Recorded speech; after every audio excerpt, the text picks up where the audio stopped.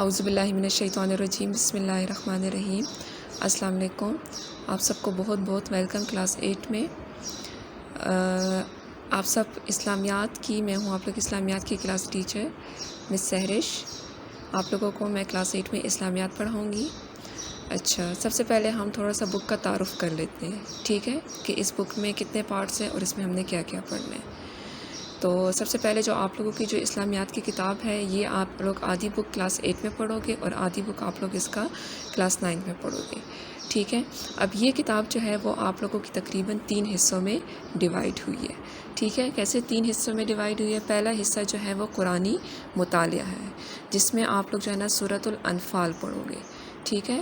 سورۃ الانفال جو کہ پارہ نمبر 9 اور 10 میں ہے، اس کے کل رکوع 10 ہیں اور کل آیات 75 ہیں، ٹھیک ہے۔ جو پہلے حصہ ہے وہ ہم کس کے متعلق پڑھیں گے؟ سارا قرآن کے متعلق پڑھیں گے، جو کہ ہم اس کا ترجمہ اور تفسیر اور اس کے سوالات جوابات سب کچھ اس میں شامل ہوں گے، وہ سب ہم اس میں پڑھیں گے، ٹھیک ہے۔ پھر دوسرا حصہ جو آپ لوگوں کا آ جاتا ہے وہ آ جاتا ہے احادیث مبارکہ، کل 10 احادیث ہیں، ٹھیک ہے، جو کہ آپ لوگ نے ترجمہ بھی اس کا یاد کرنا ہے اور اس کی تشریح بھی یاد کرنی ہوگی۔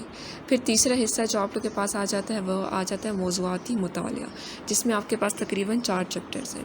نمبر 1 ہے آپ کے پاس قرآن مجید، پھر ہے آپ کے پاس اللہ اور اس کے رسول کی اطاعت و محبت، تیسرا ہے آپ کے پاس علم کی فرضیت و فضیلت، اور چوتھا ہے آپ کے پاس طہارت اور جسمانی صفائی، ٹھیک ہے۔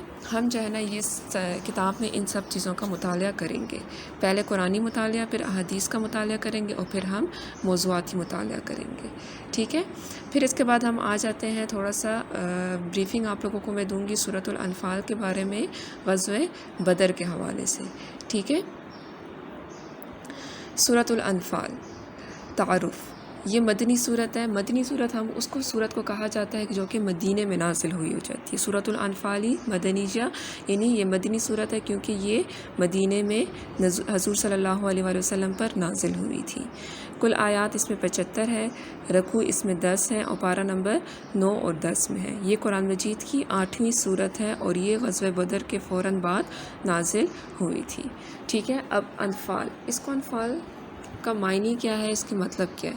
انفال نفل کی جمع ہے، جس کے معنی مال غنیمت کے ہیں، یعنی مال غنیمت وہ مال و اسباب جو کفار سے دوران جنگ یا جنگ کے بعد مسلمانوں کے ہاتھ لگتا ہے، جو مسلمانوں کے ہاتھ لگتا ہے، مسلمانوں